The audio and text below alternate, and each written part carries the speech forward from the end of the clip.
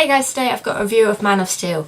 To start off, I'm just going to give you a little history of me and my relationship with Superman, just to give what I might say a bit of context. I kind of got into Superman thanks to my mother because she really liked Christopher Reeves, so I grew up watching the Christopher Reeves Superman films, which were from 1978 till about 1987. There's 4 films. Film 1 and 2 I've seen numerous times. I've probably seen them all at one point or another. But yeah, number 1 and 2 are the ones I've seen the most.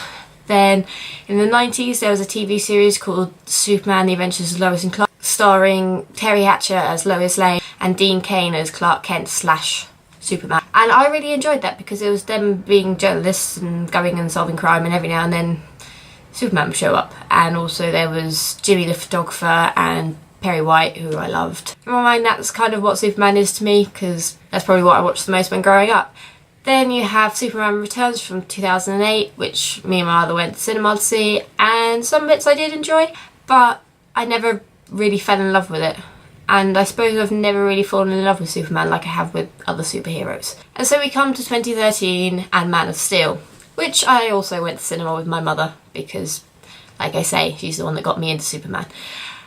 And I really enjoyed it, a lot more than part of me thought I would. Things I loved. I loved the start. It started with a bang, and being on Krypton and seeing so much of Krypton and the buildings and the people and the creatures as well. I really like that. That's something that I can't really remember seeing before in any of the past films or TV show. I love that. I loved Jor-El riding on a weird sort of dragony moth type of thing. And I just loved the creatures and the world. I thought that was amazing seeing that, and that was pretty kind of throw you straight in, and it was amazing. Speaking of Jor-El, I loved him popping up as he's prone to do, and I liked the relationship a lot between, not just between Clark and Jor-El, but also with Clark and his Earth parents. I thought that was played really well and quite emotional at some points. I did tear up at one part. Those who have seen it probably know where I mean. Anything with either of his parents I just loved. General Zod as a villain was pretty damn amazing. Michael Shannon was pretty scary actually. When I think of Superman, the villain I think to go with Superman is Lex Luthor. But in some ways Lex Luthor is a bit not that worthy an adversary in some ways, because he's just this very clever businessman and he just raise around some kryptonite every now and then, and so Superman can't hit him. So to have Superman against General Zod and his comrades, that was pretty amazing to watch because they were quite equal, and that was pretty amazing.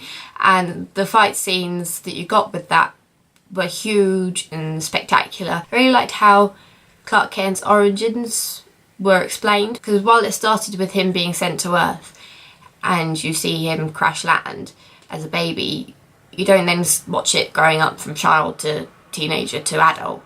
You go straight forward to being an adult, and then you have flashbacks to different parts of his childhood, which I really liked. I thought that worked really well, because at some points you'd go back where he's about 4 or 5 years old, and then when he's about 12, and then when he's a teenager, and it wouldn't necessarily be that order. And I thought that worked out really well, so you understood how he got to the position he was in and how he feels about humanity and the world he's in and the situation he finds himself in. I quite liked the use of flashbacks and things like that, because they weren't sort of sepia tone. They weren't very jarring, they were quite natural, and I really liked that. Yeah, like I say, the fight scenes and the special effects were amazing. A load of buildings got wrecked.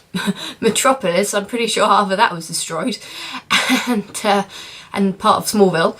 And yeah, like, you think you see a lot of destruction in some superhero movies, but this one definitely took the destruction of the city up a notch. Another thing I liked, Lois and Clark, they are sort of the couple up there for, well, in all sort of media really, the Lois and Clark relationship. And I think it was done really well. I liked how she discovers who he is, and there's no memory wiping like there was in the Christopher Reeves movies. I like the trust between them. And yeah, their whole relationship I thought was really good. I've only got a few negatives about this film. This film is very serious. Like, obviously it's a superhero blockbuster, but it's going on the same vein as Christopher Nolan's Batman films. which isn't that surprising since he was one of the writers and producers. So a lot of it is quite serious and trying to set it as much in the real world as possible, even though you've got aliens and stuff. But saying that, with Christopher Nolan's Batman, you have those moments of witty comments just to lessen the tension, usually from Michael Caine's Alfred, and if not from him, then from Detective Gordon or Selina Kyle. But in Man of Steel, you don't really have this, and I thought it was a bit of a waste, especially with Perry White, the editor-in-chief of the Daily Planet. From the TV show that I grew up watching, he was really witty and funny and entertaining. Well, first of all, both him and the occupants of the Daily Planet weren't in it much, bar Lois Lane, obviously, which I kind of missed out on because I like the people of the Daily Planet. But I'm presuming in the sequel, at how it ended, there's going to be a lot more of the Daily Planet people, which I'm looking forward to. In my mind, especially from the 90s TV show, Perry White is, to me, for the Daily Planet, like J. Jonah Jameson is for the Daily Bugle in Spider-Man. J.K. Simmons plays J. Jonah Jameson in Sam Raimi's Spider-Man trilogy. And I love him. He's one of my favourite characters in those films. And to me, that is kind of what Perry White should be like. I'm not saying because there's a whole DC versus Marvel thing and not all characters are the same in the different universes. But Perry White shouldn't necessarily be as brash as J. Jonah Jameson, but he should definitely have those moments of levity and those witty comments of shutting down annoying journalists. In general, I would have liked to see a lot more of Perry and Lois and their relationship. It could have been a little bit more funnier, because then there was odd moments, very few and far between, and then it was a bit jarring that there was something slightly funny because it was so out of the blue. Overall, I really enjoyed Man of Steel. Like I say, I was quite surprised how much I did enjoy it. I didn't really go in with any expectations. I thought it looked amazing. The fact that it was directed by Zack Snyder made me think it was going to look amazing, and which it did. All those action sequences and special effects looked amazing, especially Krypton. I love that part in Krypton. I wish there was more in Krypton. So overall, I think I'd give Man of Steel 4 or 5, like I say, for the comedy aspect. I'm not saying all superhero films have to be like the Avengers or Iron Man, where there's witty comments flying everywhere courtesy of Tony Stark, but it can get a bit dull if there is no moments of levity, I think.